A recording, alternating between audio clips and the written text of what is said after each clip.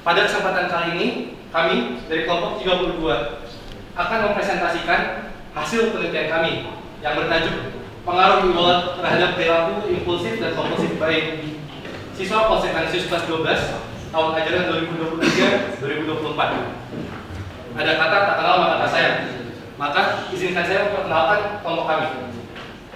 Kelompok saya terdiri dari Immanuel Tristan, saya sendiri, beserta dua rekan saya yang tercinta, Nathan pribadi serta Kenzi Edmund, serta dua pembimbing kami, yaitu Pak Serta Mas Triwibowo atau Serta Mas sebagai guru bahasa, serta Pak Antonius Jati Satyaji sebagai pembimbing materi. Ada pula daftar isi dari presentasi yang akan dibawakan oleh kelompok kami pada hari ini, dari pendahuluan hingga daftar pustaka. Untuk memulai presentasi kali ini, izinkan saya melontarkan pertanyaan kepada hadirin sekalian. Apa yang terlintas di pikiran Anda semua saat melihat gambar di bawah ini? Wah.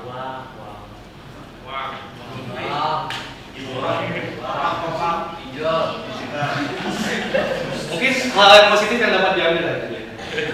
Hal-hal itu merupakan komponen dari penyusun apa yang kita kenal sebagai e-wallet, Dana, OVO, GoPay. Itu nama yang sangat sering kita dengar. Dan apabila Anda menggunakan e-wallet di masa kini, Anda merupakan salah satu dari 71% penduduk Indonesia yang menggunakan e-wallet sebagai metode pembayaran. Tentu, e-wallet sudah mengubah bagaimana cara kita bertransaksi dan melakukan pembelian barang. Seperti yang kita lihat saat ini, bahkan di mall-mall saat ini, jarang sekali yang menggunakan cash untuk melakukan transaksi. Namun, hanya sekedar kita menggunakan dari HP kita dan scan dari QRIS, kita dapat melakukan suatu transaksi dengan mudah. Kanisian kelas 12 juga salah satu komponen dari masyarakat yang menggunakan e-wallet. Sebesar 97% sudah menyatakan bahwa mereka menggunakan e-wallet sebagai media transaksi mereka sehari-hari. Tapi layaknya pedang bermata dua, e-wallet juga membawa dampak negatif yang terspesifikasi pada penelitian ini adalah impulsif dan kompulsif buying. Apa itu sih impulsif dan kompulsif buying? Impulsif buying merujuk pada pembelian yang tidak direncanakan atau mungkin pembelian yang spontan. Lalu kompulsif buying merujuk pada pembelian barang yang berlebih dan bahkan tidak diperlukan. Impulsif buying dan kompulsif buying ini memiliki dampak negatif sendiri, di mana kedua fenomena ini dapat memperburuk kondisi ekonomi para pengguna dan membawa penyesalan pada taraf-taraf tertentu. Maka dari hal itu muncullah pertanyaan dari kami para peneliti, yaitu adakah pengaruh dari e-wallet yang mempengaruhi perilaku impulsif buying? Adakah pengaruh dari e-wallet terhadap perilaku kompulsif buying? Serta bagaimana cara e-wallet mempengaruhi perilaku kompulsif buying? Berikut landasan teori yang mungkin lebih terspesifikasi terhadap apa yang kami teliti. E-wallet yang seperti sudah kita semua ketahui merupakan media transaksi digital yang memanfaatkan perangkat elektronik yang bersifat server base. Apa itu artinya? Server base sendiri itu berarti aplikasi digital yang terkoneksi pada suatu server yang diciptakan oleh developer sendiri dan pengguna harus terkoneksi pada koneksi internet untuk dapat mengakses e-wallet itu sendiri. E-wallet sendiri memiliki 3 faktor yang mendorong penggunaannya, yaitu efektivitas, aksesibilitas, serta kepercayaan. Impulsif buying sendiri sudah saya jelaskan tadi secara singkat, merupakan aksi membeli sesuatu secara mendadak atau tanpa adanya niat atau perencanaan. Impulsif buying sendiri dapat dikategorisasikan sebagai pembelian apabila diikuti rasa kedahsyatan, spontanitas, hasrat, dan ketidakpedulian terhadap akibat. Kompulsif buying merupakan transaksi terhadap item-item yang tidak dibutuhkan atau tidak ada urgensi untuk dibeli. Kompulsif buying sendiri diikuti oleh perasaan negatif pengaruh pendapat orang lain, euforia, dan rasa menyesal saat melakukan transaksi.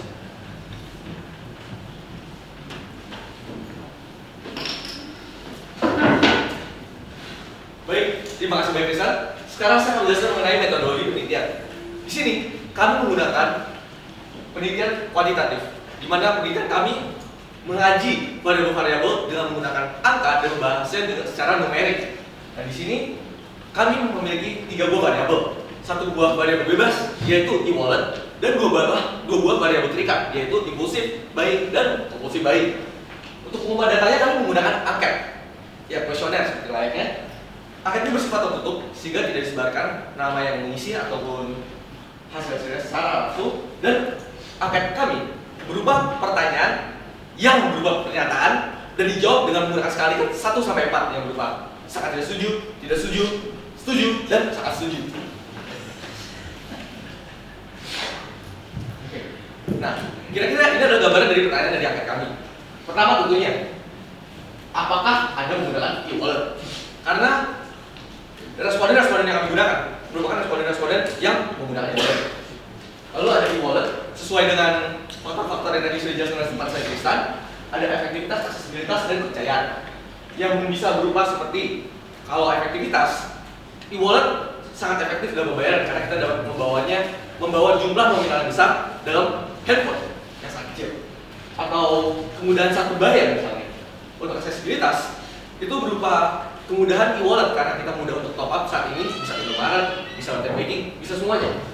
Dan juga kalau aksesibilitas kita tinggal download aja kan, GoPay, OVO segala macam tinggal download langsung pakai, bisa nggak perlu ke bank lagi. Dan yang ketiga berupa kepercayaan.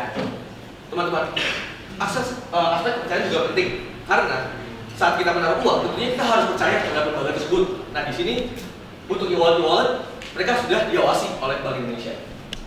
Lanjut ada impulsif buying. Impulsif buying itu berupa seperti fakta tadi sudah dijelaskan, ada kedahsyatan, ada spontanitas, hasrat, dan kemudian akan akibat. Sehingga yang dimaksud dengan impulsif buying itu berupa tindakan pembelian yang secara tiba-tiba, bisa juga dengan skala yang besar, bisa juga dengan karena adanya hasrat membeli, karena ada stimulasi gitu. Misalnya ada iklan di pengen beli, wow, beli. Dan benar-benar terhadap akibat karena nggak beli ya jadi langsung beli spontan. Lalu ada kompulsif buying. Kompulsif buying ini faktornya seperti yang juga dijelaskan oleh teman saya, ada 4 rasa negatif, pengaruh, pendapat, euforia, dan rasa menyesal.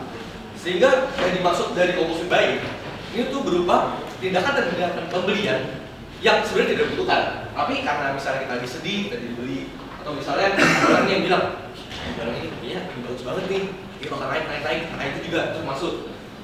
Atau misalnya euforia, siapa yang nggak tahu misalnya kayak shopaholic gitu ya, dia pengen beli. Kalau ini mungkin euforia kalau ada beli ya, itu ya itu masuk ke euforia itu.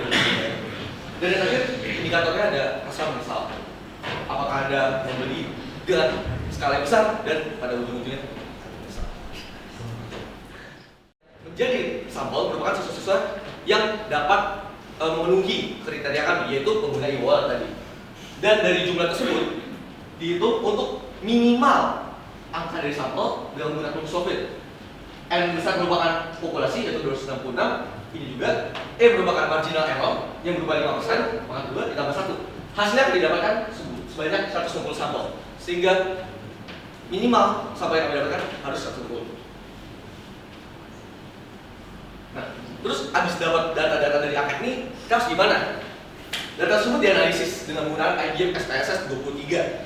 Sebelum dimasukin ke rangkaian ini, regresi linear, kita tentu harus melaksanakan uji apakah data itu tersebut valid dengan uji validitas, lalu apakah uji dapat dipercaya atau reliable dan uji reliabilitas, dan lalu ada syarat juga nih sebelum melaksanakan uji regresi, yaitu uji asosiasi yang terdiri dari uji normalitas, linearitas, dan heteroskedastisitas. Dan setelah itu kami akan melakukan uji hipotesis, yaitu uji terhadap hipotesis awal kami dengan HA berarti diterima dan HA berarti tidak diterima. Setelah melaksanakan uji-uji ini, maka akan kita melaksanakan uji regresi dengan sederhana untuk mengetahui apakah ada pengaruh dari e-wallet yaitu faktor variabel bebas kami terhadap variabel terikat satu impulsif buying. untuk menjawab masalah pertama, dan lalu akan juga kita laksanakan regresi linear sederhana dan dengan variabel bebas e-wallet terhadap komposisi baik. Lalu kita ada regresi linear multivariat. Jadi perbedaannya, kalau regresi linear sederhana adalah untuk meneliti suatu variabel bebas terhadap suatu variabel terikat. Kalau untuk regresi linear multivariat itu bisa lebih dari satu variabel bebas dan lebih dari satu variabel terikat. Seperti contoh pada ini, kita menggunakan dua variabel terikat sehingga regresi linear multivariat meneliti, menganalisis apakah ada pengaruh dari e-wallet terhadap impulsif dan kompulsif buying secara simultan. Berikutnya merupakan hasil dan saran yang akan dijelaskan oleh Mas Ekin. Baik. Baik. Jadi, terima kasih Nathan. Selanjutnya saya akan masuk dalam hasil dan pembahasan. Sebelum saya menjawab pertanyaan-pertanyaan inti, yaitu pada pertanyaan rumusan masalah pertama dan kedua dan juga ketiga, saya akan menawarkan dan menampilkan hasil-hasil dari uji yang kami lakukan, yaitu pertama adalah uji validitas dan uji reliabilitas. Seperti yang sudah dijelaskan oleh pribadi, uji validitas digunakan untuk menandakan bahwa data ini sudah valid, dan uji reliabilitas agar data tersebut sudah percaya. Kami melihat pada beberapa indikator seperti pada uji validitas, yaitu adalah angka R yang didapatkan di perhitungan kami itu harus melebihi R tabel atau enggak, yaitu 0,1297, dan juga nilai signifikansi yang kami dapatkan itu harus kurang dari 0,05. Dari yang data kami dapatkan membuktikan bahwa terdapat tiga angka utama, yaitu adalah 1,0, 0,293, 0,350, dan satu lagi adalah 0,672 yang tentunya melebihi dari 0,1297. Nah, selanjutnya kami juga melihat angka, yaitu pada nilai signifikansi, yaitu mendapatkan semuanya angka 0,00 yang berarti kurang dari 0,05. Hal ini menandakan bahwa tentunya data-data tersebut sudah melewati uji validitas dan lanjut pada uji reliabilitas yang mengambil tiga data utama, yaitu data e-wallet, data impulsif buying, dan data kompulsif buying yang ditotalkan hingga mendapatkan nilai Cronbach alpha, yaitu 0,98 yang melebihi dari indikator kami, yaitu 0,6. Selanjutnya adalah kepada uji normalitas yang menganggap bahwa apakah data-data ini tuh normal, dan kami melakukan melakukan uji tersebut sebanyak 2 kali, yaitu kepada variabel terikat pertama impulsif buying dan variabel terikat kedua yaitu kompulsif buying. Dan dari data tersebut kami melihat kepada indikator utama, yaitu kepada indikator asymptotic significance to tail yang didapatkan itu harus lebih besar daripada 0,05 atau margin of error yang kami tentukan, yaitu 5%. Dan yang kami dapatkan adalah angkanya itu 0,200 pada dua data tersebut. Selanjutnya adalah pada uji linearitas. Hal ini juga dilakukan agar seperti yang tadi sudah dijelaskan pribadi, agar uji ini tuh normal dan bisa dibilang linear. Selanjutnya ini kami mendapatkan angka sebesar 0,437 dan 0,850 pada variabel data di variabel impulsif buying dan variabel kompulsif buying yang tentunya melebihi dari batasan yang kami tentukan. Selanjutnya adalah pada uji heteroskedastisitas yang kami lakukan lagi. Hal ini kami melihat pada dua angka lagi seperti hal uji-uji sebelumnya. Kami melihat utamanya pada nilai-nilai signifikansi, yaitu 0,941 dan 0,903 yang tentunya melebihi angka indikator yang kami tentukan, yaitu 5%. Ini merupakan uji yang terakhir kami lakukan untuk menjawab rumusan masalah pertama dan kedua. Uji hipotesis ini itu digunakan untuk menentukan apakah variabel e-wallet ini memiliki pengaruh ataukah tidak memiliki pengaruh terhadap variabel terikat kami, yaitu e-wallet, impulsif buying dan kompulsif buying. Dengan ini terdapat dua indikator, yaitu indikator H0 dan indikator HA. H0 itu yang menandakan tidak adanya pengaruh, dan HA itu yang menandakan adanya pengaruh. Apabila angkanya tersebut itu kurang dari 0,05, maka terjadinya HA yang menandakan bahwa terdapatnya pengaruh variabel e-wallet terhadap variabel impulsif buying dan kompulsif buying. Dan dari uji tersebut kami mendapatkan angka 0,0 dan 0,03. Maka dari situ baru kami bisa melakukan teknik analisis regresi linear sederhana yang sudah dijelaskan oleh pribadi lagi.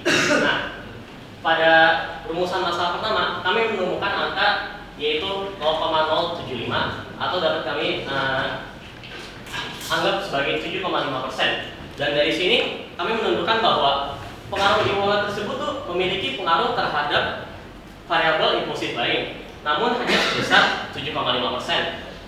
7,5% itu merupakan variabel-variabel yang dari kami teliti, atau faktor-faktor yang dari kami teliti, yaitu faktor-faktor aksesibilitas, kepercayaan, reliabilitas, dan lain-lain. Terdapat lagi 92,5% lainnya yang menandakan bahwa e-wallet ini dapat mempengaruhi impulsif buying, namun di luar penelitian yang kami lakukan. Nah, hal ini juga terjadi di variabel composite buying, di mana R-square yang kami temukan adalah 0,123 atau enggak 12,33%. Nah, hal ini juga terjadi sama seperti kasusnya di impulsif buying. 12,33% ini merupakan variabel yang terpengaruh akibat dari penelitian kami, dan terdapat 86,67% lainnya itu memiliki pengaruh di luar penelitian kami. Selanjutnya, untuk menjawabkan rumusan masalah ketiga, yaitu bagaimana faktor e-wallet yang mempengaruhi impulsif buying dan compulsive buying. Secara keseluruhan, apabila kami melakukan pengujian uji multivariat atau pengujian e-wallet terhadap impulsif buying dan compulsive buying secara keseluruhan atau secara simultan, dapat kami temukan bahwa angka-angka yang didapatkan melalui uji multivariat yaitu 0,122, 0,109, 0,098 dan 0,008. Terdapat 3 dari pengujian ini yang lolos dari uji multivariat, namun terdapat satu pengujian yaitu pengujian Royce Largest Root itu tidak lolos, sehingga kami dapat menganggap bahwa pengujian secara uji multivariat ini atau secara simultan bahwa e-wallet ini itu tidak memiliki pengaruh terhadap impulsif dan compulsive buying. Tapi dari situ kami masih ingin menentukan bahwa dari berbagai faktor e-wallet yang kami gunakan, yaitu reliabilitas, efektivitas, kepercayaan, aksesibilitas, dan lain-lain, itu terdapat satu faktor utama, yaitu aksesibilitas sebesar 7,41 yang memiliki pengaruh paling besar terhadap e-wallet dan impulsif dan compulsive buying. Maka dari itu, kami sebagai peneliti ingin menawarkan berbagai kesimpulan dan saran. Pertama, kesimpulan dari seluruh penelitian ini, sebanyak dari 266 siswa College of Canisius kelas 12 tahun ajaran 2023-2024, terdapat 160 anak yang kami pilih menggunakan e-wallet. Dan dari para murid yang menggunakan e-wallet tersebut, bahwa e-wallet ini tuh memiliki pengaruh terhadap perilaku siswa dalam melakukan kegiatan impulsif dan compulsive buying, walaupun itu hanya sebesar 7,5% dan 12,33%. Hal ini juga didukung para murid menggunakan e-wallet karena adanya berbagai faktor seperti kemudahannya e-wallet ini untuk diakses dan efektif dalam mempercepat pembayaran. Dan terdapat berbagai saran yang kami tawarkan untuk penelitian-penelitian selanjutnya.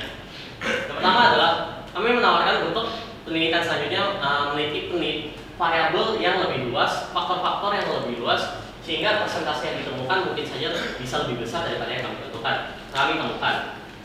Dan juga para peneliti tersebut dapat menggunakan pendekatan penelitian yang lebih luas seperti mixed methods atau kuantitatif dan kualitatif, karena dari pandangan peneliti bahwa kami merasa impulsif buying dan compulsive buying itu juga terlibat dengan adanya perasaan-perasaan pribadi seseorang.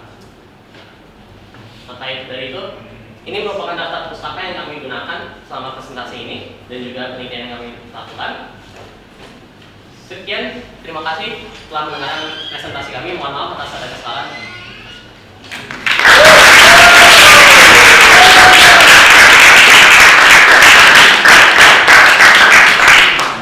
Terima kasih kelompok 32 atas presentasi yang luar biasa. Sekali lagi mohon aplausnya untuk kelompok 32.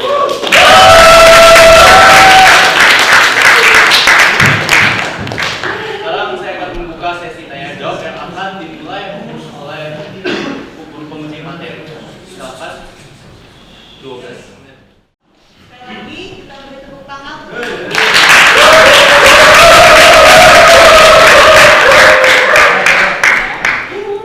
Terima kasih untuk kelompok yang sudah melakukan presentasi dengan baik dan juga sudah membahas dengan baik. Nah, sekarang lanjut di sesi Ibu. Ada beberapa hal yang mau Ibu tanyakan terkait dengan data yang kalian berikan. Yang pertama,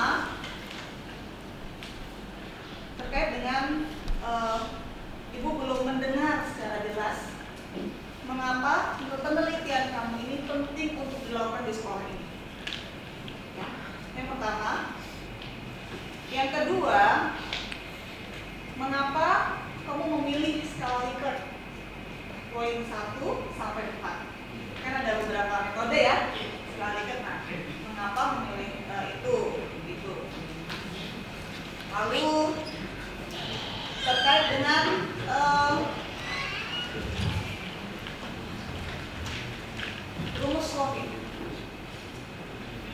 Errornya berapa persen kamu pilih? 5%. Kenapa memilih 5%? Bisa 1%, 2%, dan 5%. Mengapa memilih 5%? Karena ibu belum menemukan di sini. Mengapa memilih itu? Gitu ya.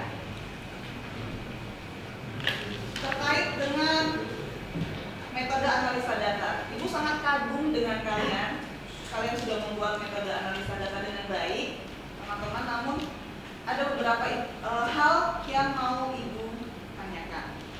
Yang pertama adalah terkait dengan uji. Boleh ditampilkan terkait dengan uji?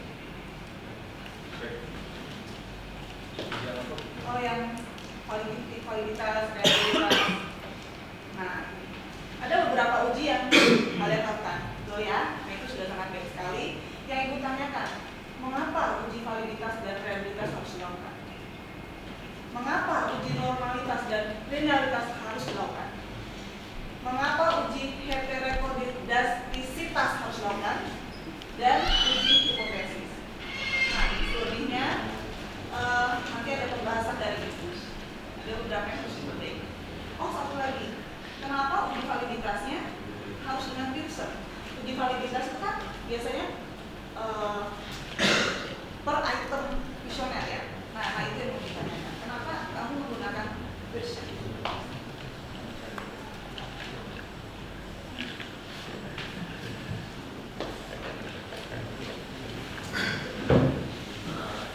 Jadi Bu Siska sih izin untuk menjawab beberapa hal itu seperti yang pertanyaan skala likat, mengapa kami menggunakan skala likat dan mengapa 1 sampai 4. Nah, mengapa kami menggunakan skala likat? Karena akibatnya ya adalah skala likat itu menjadi salah satu skala yang menurut kami itu menjadi skala yang cukup valid dan reliable, dan juga dari data-data yang skala likat yang kami tentukan adalah bahwa kami bisa menentukan angka-angka ini tuh bisa dipercaya sebagai representasi dari perasaan tanda kutip perasaan para murid. Dan mengapa kami pilih 1 sampai 4? Itu karena apabila kami memilih anggaplah angka ganjil 1 sampai 5, dan dari situ memunculkan satu pilihan netral yang menurut kami itu menjadi salah satu pilihan yang bisa dipilih oleh semua orang, sehingga bisa dianggap sebagai penelitian kami itu nggak tahu apakah mereka merujuk kepada setuju ataukah tidak setuju.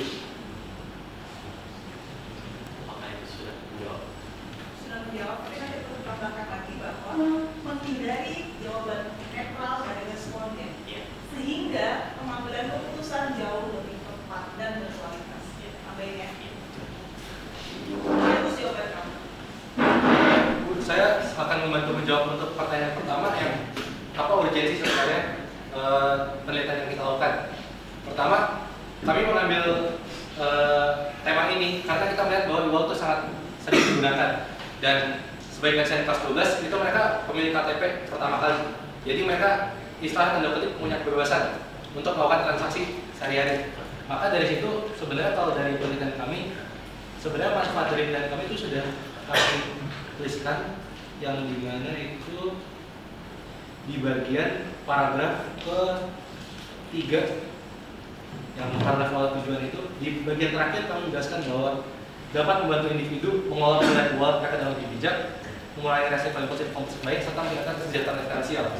Maka dari situ kami melakukan urgensi bahwa dengan adanya fenomena ini, impulsif dan kompulsif baik yang dapat terjadi, kita melakukan penelitian ini untuk bisa menganalisis apakah wallet itu berpengaruh sehingga penggunaannya itu bisa diwaspada dan tidak terjadi perilaku impulsif dan kompulsif baik. Gitu.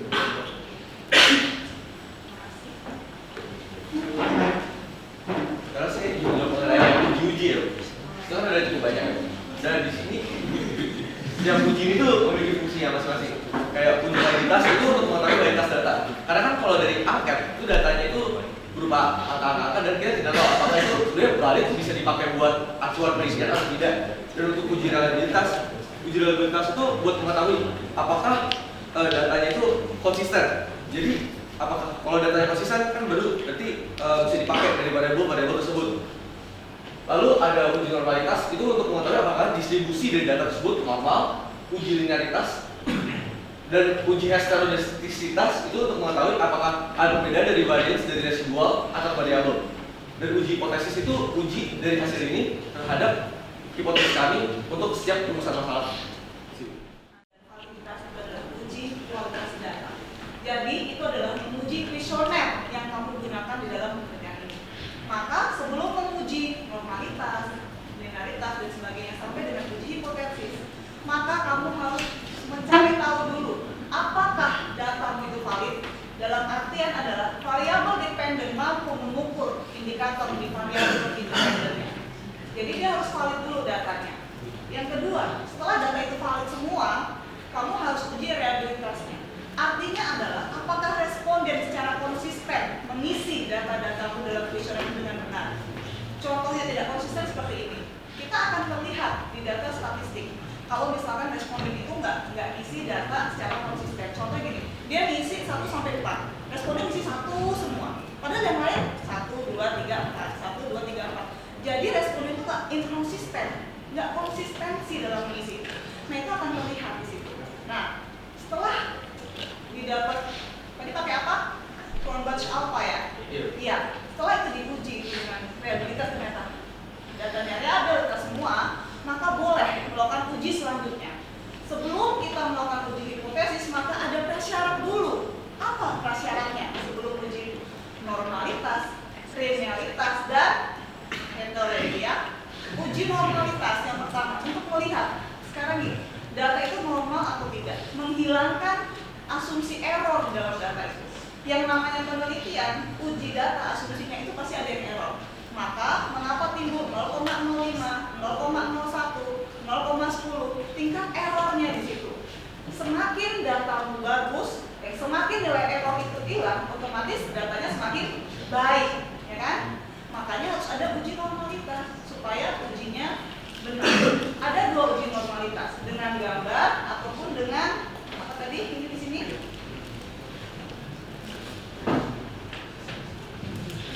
Ya. Smirnov ya, pakai Smirnov. Nah, ini uji normalitas ini memang uji yang paling baik digunakan. Kenapa? Karena asumsinya jelas ada angkanya. Oke? Nah, setelah kita selesai tahu nih distribusi datanya normal, maka kita harus uji realitas. Nah itu. Nah setelah itu baru heterogeneisitas.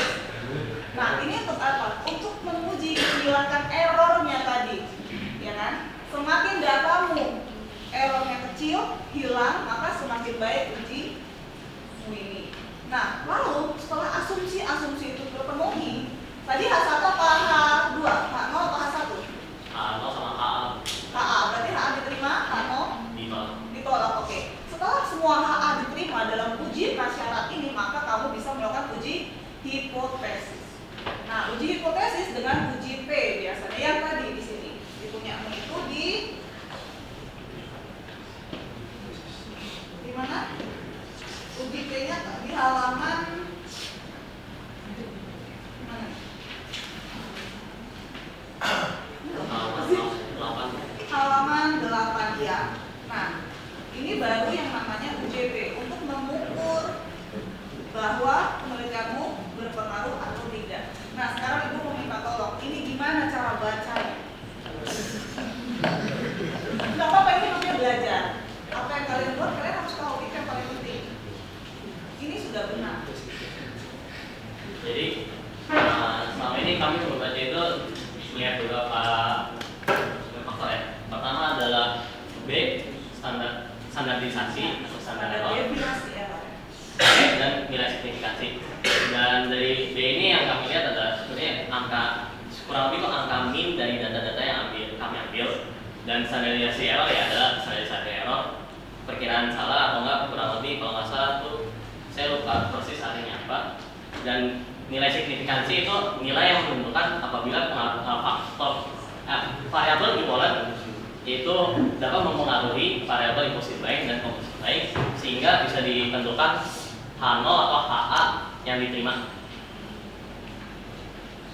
Angkanya. Oh, angkanya. Oke. Ini Ibu tambahkan ya, nanti bisa tambahkan di penelitian. Ya. Cara membacanya adalah kamu harus lihat dulu pertama B-nya. itu kamu tulis di sini 30% ya?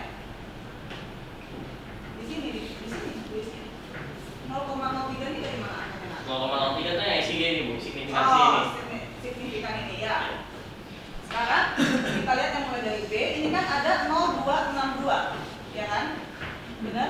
Nilainya positif, ya kan? Nah, pertama kalau mau dilihat pengaruhnya atau tidak, kamu lihat dulu nilainya positif atau enggak.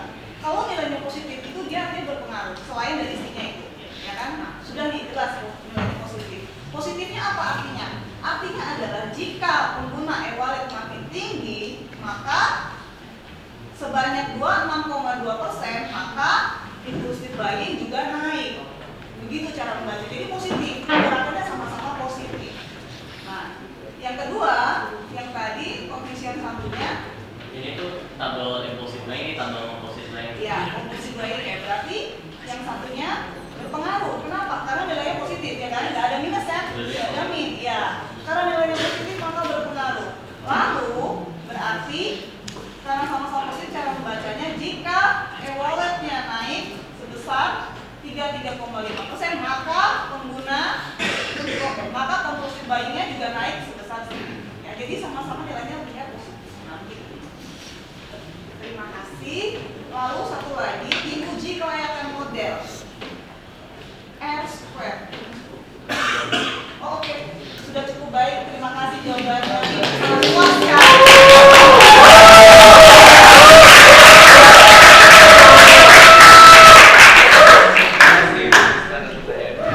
Lanjutkan oleh rekomendasi guru dari penguji bahasa. Silakan. Selamat siang Bapak Ibu sekalian, selamat siang teman-teman Kanisia dan juga selamat siang saudara pendidik. Teman-teman, saya pertama ingin menanggapi tentang penulisan teman-teman. Ada beberapa teknis penulisan yang perlu diperbaiki. Saya cukup taruh di sini saja, nanti silakan dilihat secara keseluruhan. Kemudian di slide presentasi mohon ditampilkan kembali ada berapa persen siswa kelas 12 menggunakan e-wallet.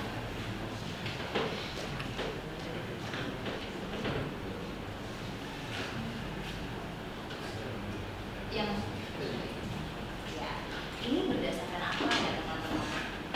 Baik Bu. Oke, kalau itu berdasarkan salah satu dari pertanyaan di angkat kami. Yang tadi juga dijelaskan di slide yang metode. Itu pertanyaan pertamanya itu berupa apakah sang responden menggunakan e-wallet atau tidak? Ya, baik, nanti tolong disertakan di bagian pendahuluan. Maka 97% diambil dari 97% dari jumlah responden. Ya, itu ditambahkan di bagian pendahuluan. Sebenarnya jika ini merupakan dasar penelitian teman-teman, harusnya aspeknya terpisah antara pengguna e-wallet angkat penelitian pendahuluan dengan angkat penelitian teman-teman itu harusnya terpisah. Jadi diteliti dulu apakah menggunakan. Jika memang banyak yang menggunakan, baru teman-teman bisa meneliti. Ya. Kalau memang nanti hasilnya tidak banyak yang menggunakan, kan teman-teman juga akan kerepotan sendiri. Baik. Kemudian di sini saya ingin menyoroti di halaman 3 di jurnal teman-teman.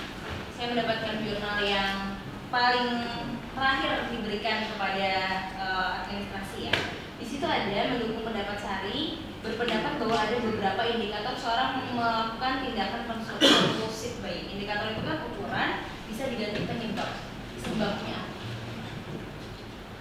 Kemudian, baik, teman-teman saya ingin bertanya dan mungkin bisa ditampilkan Google Form-nya pertanyaan-pertanyaan yang teman-teman sajikan dalam angket yang teman-teman berikan kepada responden.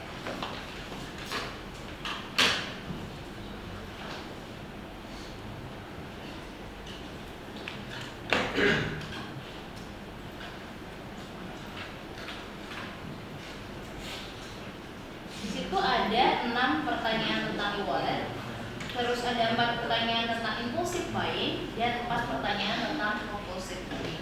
Saya ingin lihat satu sebentar ya. Mengenai kepraktisan dalam membayar, saya ingin menggunakan karena dapat menyimpan nominal secara praktis baik. Lain, gimana naik lagi ke atas?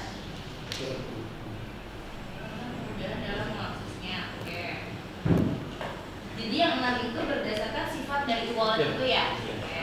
Untuk mampu menambahkan setiap faktor itu kita bikin 2 pertanyaan jadi.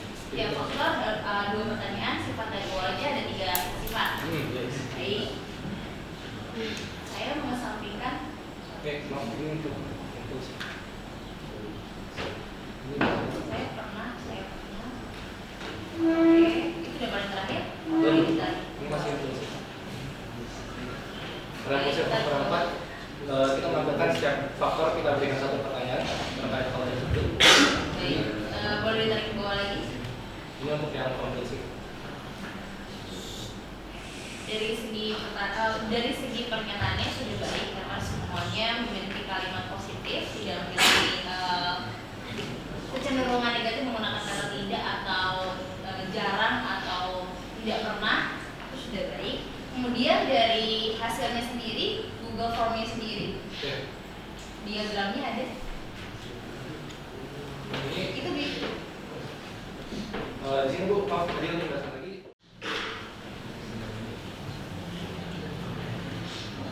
Bu, maaf sedikit menanggapi pernyataan Ibu berikut yang tadi atau tidak.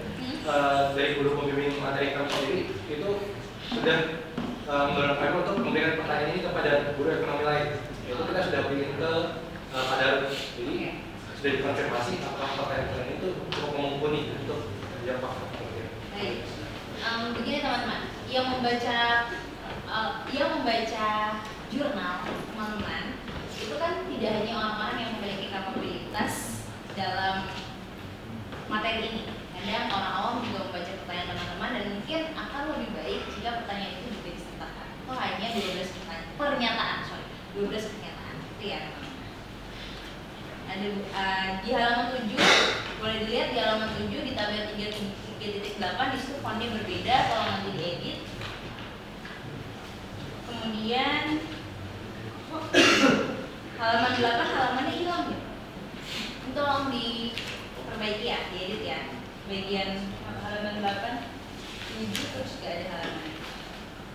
Ini kan ada halaman di sini tuh. Loncat. Untuk menanggapi yang masalah hal itu, soalnya dari yang template yang diberikan itu yang beda itu memang tidak ada halaman. Emang gak ada halamannya. Kalau dari template selesai deh. Jadi saya ingat kemas lagi bagian administrasi ya. Ada beberapa. Maka dari itu di halaman 8 atasnya bagian B, maka dari itu fosfat e-wallet yang paling mempengaruhi tindakan impulsif dan kompulsif buying merupakan kemudahan akses, bukan kemudahannya untuk akses, kemudahan. Nah, kemudian mungkin saya merekomendasikan bagian selanjutnya jika akan diadakan menggunakan studi kasus dengan jenis e-wallet. Terima kasih.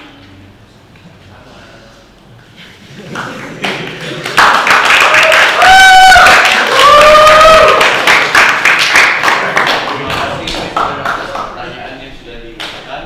Sekarang saya berikan kesempatan bagi audiens dipersilakan untuk bertanya, memberikan pertanyaan. Bagi audiens dipersilakan.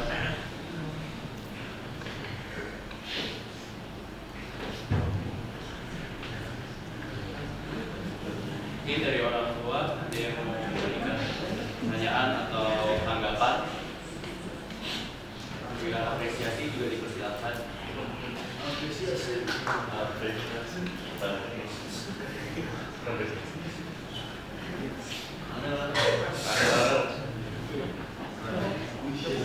Selamat sore Ibu Haji, teman-teman yang PCD4.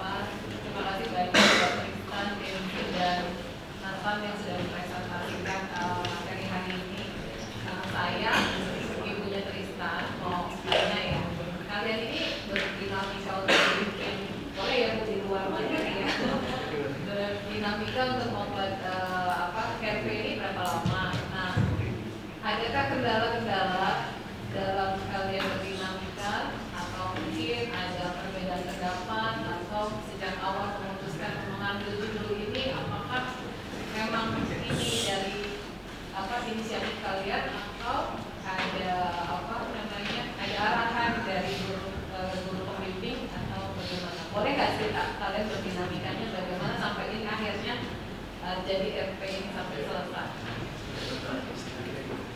Oke, kalau untuk waktu izin menjawab, kita itu waktu diberikan cukup lama ya, dan dalam jangka waktu tersebut kami bisa mengerjakan dalam selasa. Misalnya pas liburan Desember itu bisa, atau pas hari Sabtu Minggu bisa, pulang sekolah juga bisa. Jadi sebenarnya cukup fleksibel waktu kan. Dan untuk target-target sebenarnya juga udah ditentukan pada tanggal berapa harus laksana sampai mana. Itu ada sebanyak 3 checkpoint kalau tidak salah. Ya, ini udah menambahkan. Jadi itu yang perlu tambahin ya tante. Jadi sebenarnya tadi kalau misalnya mau menanyakan siapa yang menawarkan topik ini pertama itu Krisan. Jadi dia paling pertama menawarkan topik ini dan ujung-ujungnya ya kita bertiga, kami bertiga itu menentukan oke, bisa lumayan menarik. Dan untuk berbagai masalah kendala sih menurut saya ya terkadang ada berbagai perdebatan atas apakah ini benar atau enggak, bisa pakai teori ini atau enggak, pendalamannya di mana, itu lumayan sering terjadi ya. Tapi menurut saya itu suatu hal yang normal dan yang ujung-ujungnya itu mendapatkan hasil research paper yang lumayan baik menurut saya. Sudah terwakil kan?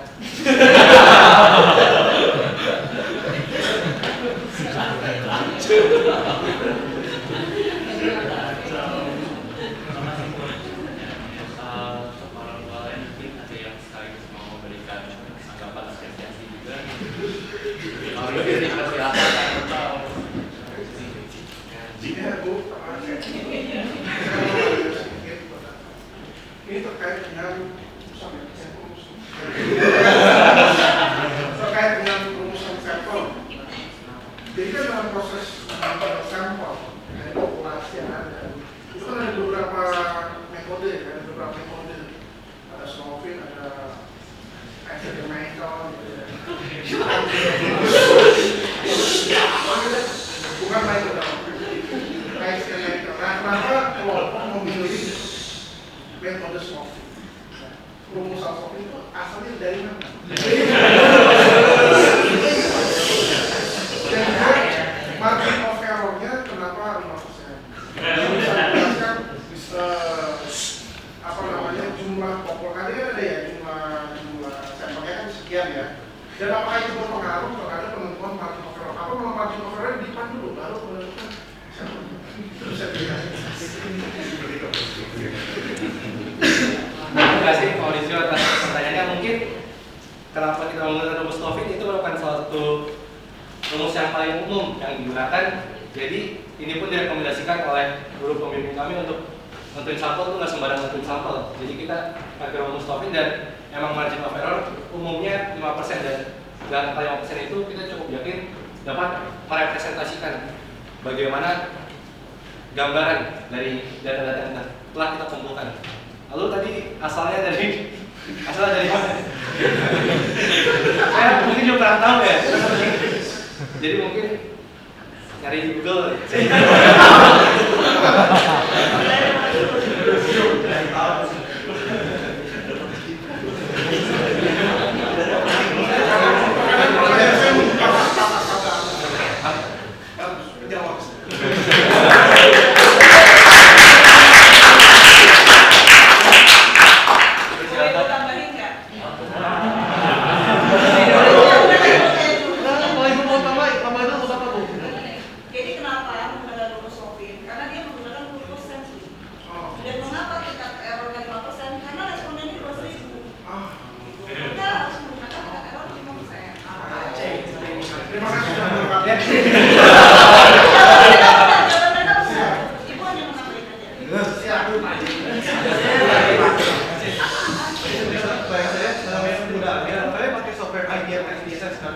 Nah itu saya kita aja, kalian bayar atau hijack aja itu.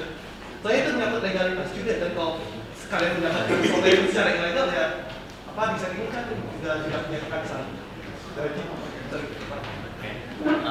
Jadi kita mendapatkan aplikasi penggunaan aplikasi IBM SPSS 23 ini itu dari guru pembimbing kami yaitu Pak Jati. Dia itu sudah memiliki aplikasi tersebut dan dia yang menyebarkan aksesnya kepada kita bertiga.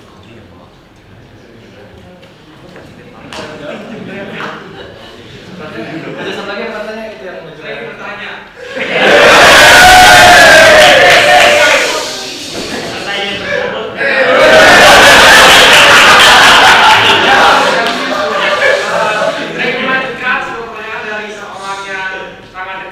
gratisan sama Anissa ini. Dia bertanya bagaimana rasanya setelah selesai RPN-nya.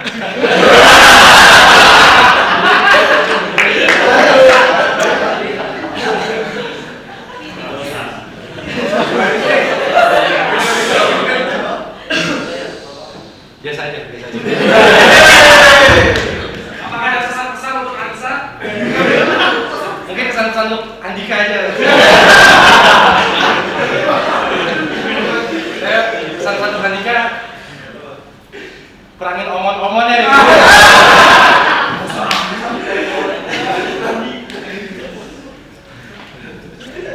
Terima kasih. Masih sisa waktu 3 menit, dipersilakan ada yang saya memberi tanggapan atau pertanyaan.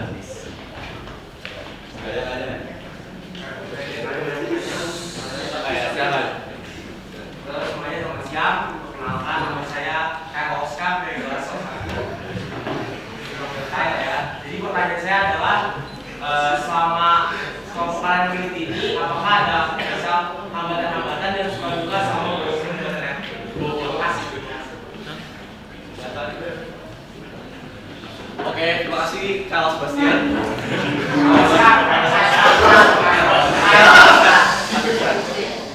Untuk pertanyaan Anda diterima dengan baik. Jadi untuk ada tantangan-tantangan tentunya ada ya.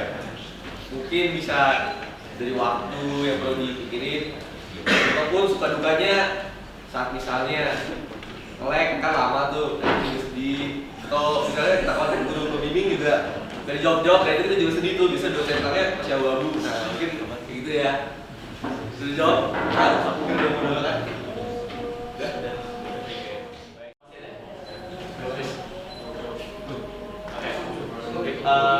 Orang tua saya persilakan kalau ada yang mau beri apresiasi secara khusus.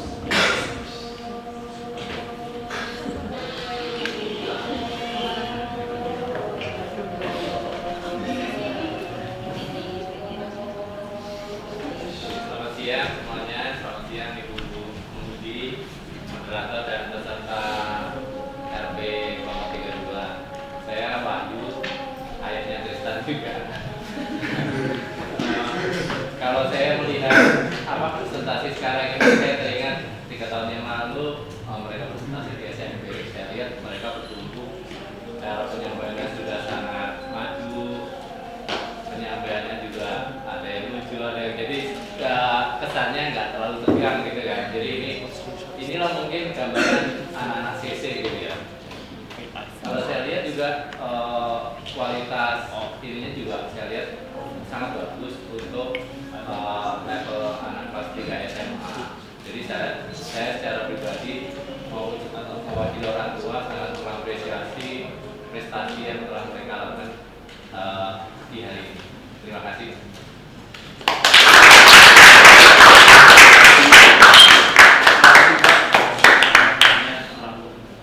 Ada yang mau sekali memberikan tambahan? Sudah?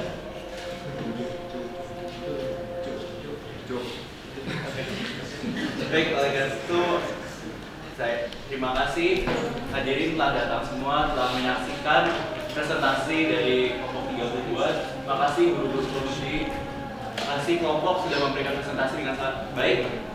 Saya minta untuk beri aplaus sekali lagi.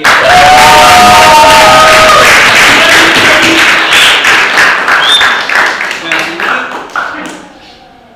presentasi pada siang hari ini sudah selesai. Saya persilahkan orang tua untuk maju untuk foto bersama.